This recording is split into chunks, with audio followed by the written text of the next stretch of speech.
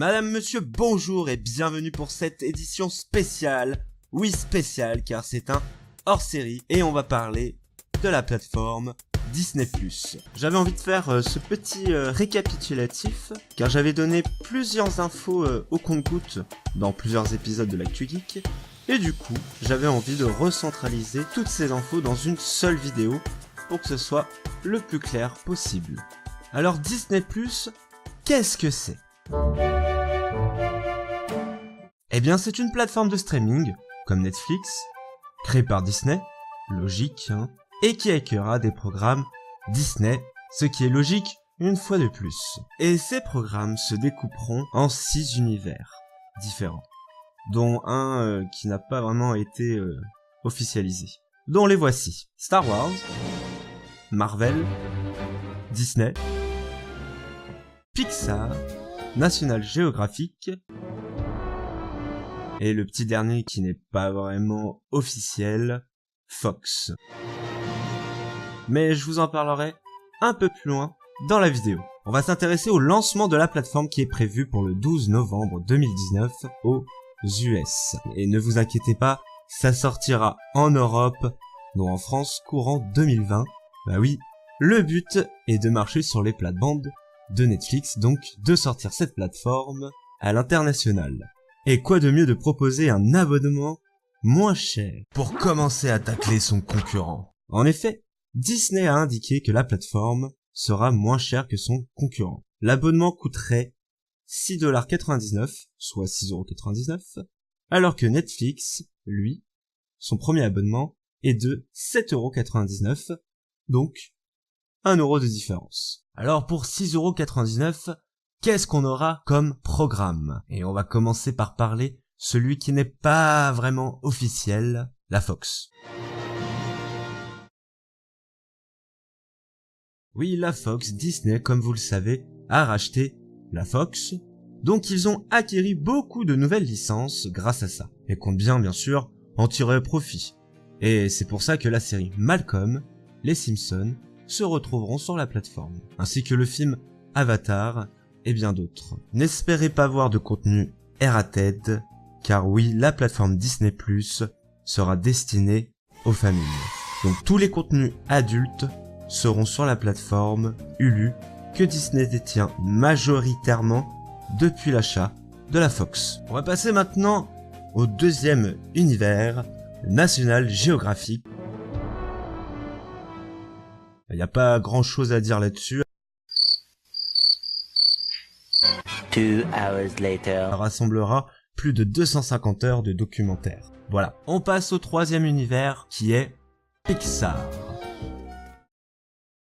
Outre le fait de retrouver une large bibliothèque de programmes Pixar, il y a eu une annonce pour 2 séries originelles. La première, excusez-moi pour la prononciation, est Forky Us Ask the Question, qui se passera dans l'univers de Toy Story. La deuxième sera Monster at Works, qui se déroulera dans l'univers de Monstres et compagnie. Bien sûr, d'autres séries ou films seront développés dans l'avenir. Et on va passer au quatrième univers, qui est Disney.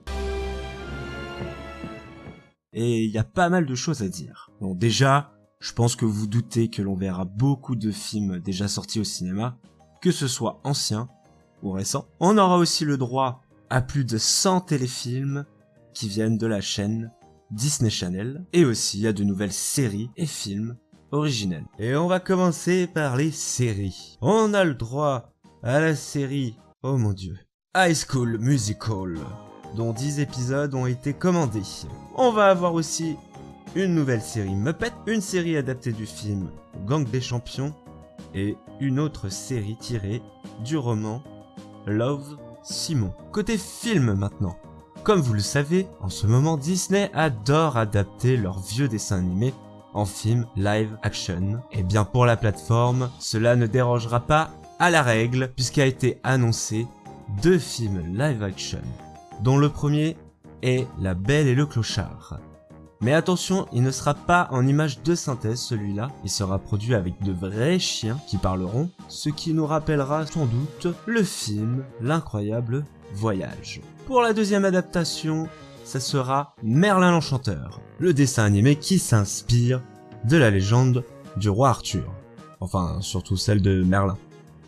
Bref, il y aura aussi 8 autres films qui seront produits et qui n'ont pas de lien avec des anciennes productions Disney.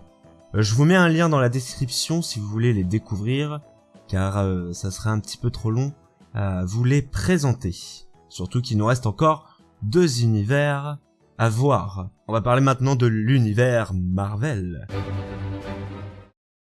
Côté film, on verra les productions cinéma, dont 2 qui ont été officialisées, Black Panther et Captain Marvel, seront bien au lancement de la plateforme.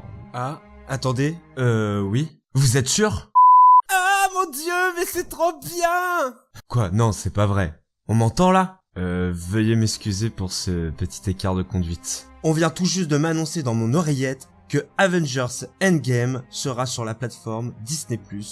Le film sera dispo le 11 décembre, un mois après le lancement de la plateforme. On va s'intéresser maintenant aux séries télé Marvel. Il y a eu pas mal d'annonces, notamment une série qui sera basée sur le personnage de Loki, le frère de Thor.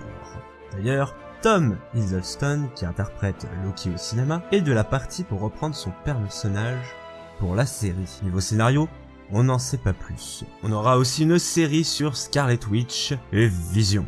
Alors à l'heure actuelle, on ne sait rien du scénario, on ne sait même pas si les acteurs des films reprendront leur rôle. Et pour finir, la 3e série qui a été annoncée, il s'agit d'une série sur le Faucon et le Soldat d'hiver.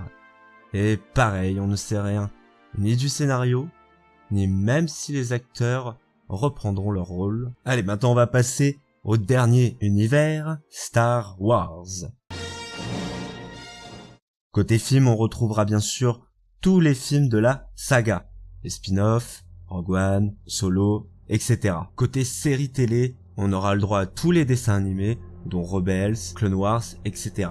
D'ailleurs, il y aura aussi une nouvelle saison pour la série Clone Wars. On aura aussi le droit à 2 séries live action, dont la première est The Mandalorian, où on suivra les aventures d'un chasseur de primes.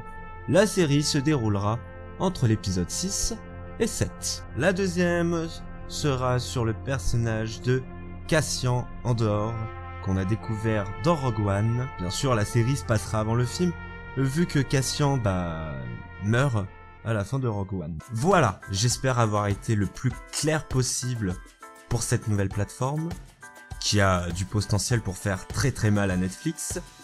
Si jamais vous avez d'autres questions, ou si vous voulez ajouter de nouvelles infos que j'ai peut-être oublié de dire, n'hésitez pas, l'espace commentaire est là pour ça.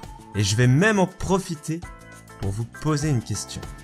Allez-vous vous abonner à Disney+ lors de sa sortie?